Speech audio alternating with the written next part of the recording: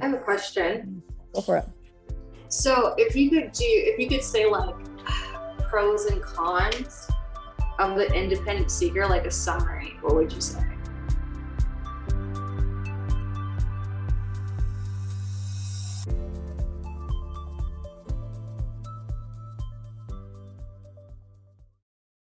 So the pros are she gets things done. She has so much determination.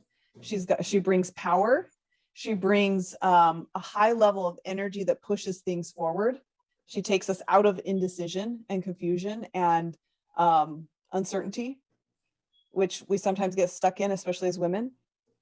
She's also, the beauty of her is also that she can stand on her own.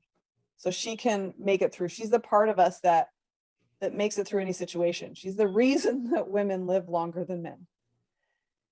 She's the reason that they don't have the same statistics for widows as they do for widowers. You know, widowers, men typically die pretty soon after their wife dies. Like a certain number of years is the average. It's not very many. It's like 2 years or 3 years if they don't remarry.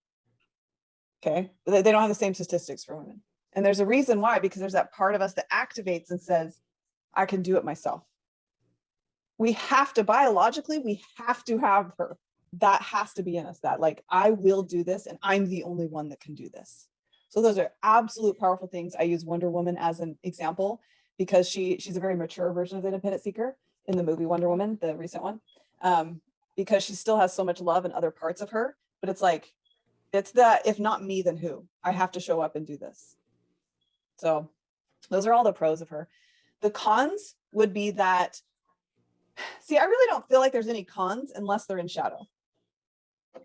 The cons would be if she's overused, she'll lead us into exhaustion because she uses so much force. It's just like constantly using your muscles. There's so much fatigue that happens because she's not meant to be the leader all the time. She's not meant to be on constant go. She can put us into a state of adrenaline when she's always pushing. And so we get adrenal fatigue. But most of the cons are when she's in shadow. And when she's in shadow, she pushes people away. She's like, I don't need anyone. Hyper independent. Okay. Yes, very independent. And it's okay for her to be that way. But the problem is that she causes a lot of pain to the people who care about her, especially in a male-female relationship. When a female gets hurt and scared and she has a strong independent seeker, she will literally, I've seen so many women do this. She will tell her man, I don't need you. And that's about the most painful thing she can do to him. I've likened it until you just cut off his balls and said, you are useless as a human being. That's what it does to a man. It's like you're saying, you are useless as a human being because I don't need you.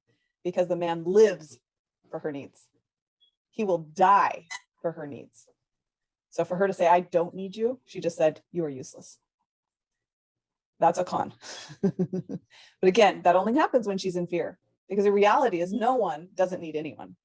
But when she's afraid, she'll convince herself of that. She'll say it over and over. I don't need anyone. I can do it myself. I don't need anyone. And that becomes her constant mantra, her constant affirmation. So she believes it. But we all need each other.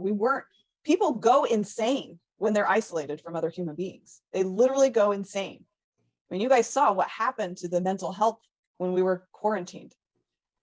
Suicide rates skyrocketed. People went crazy because they were told they can't be around other humans. And so, but she will shut it all down because she's scared. And when she's scared, she'll go into anger and rage and overprotectiveness. And she'll put this armor on so that she's impenetrable. She gets very lonely. She'll feel very alone. And when she's feeling honest with herself and when it's calm and she doesn't feel like she has to fight, she'll admit, I feel lonely. And it's because she put this big wall around her. And it was to be safe because she was scared.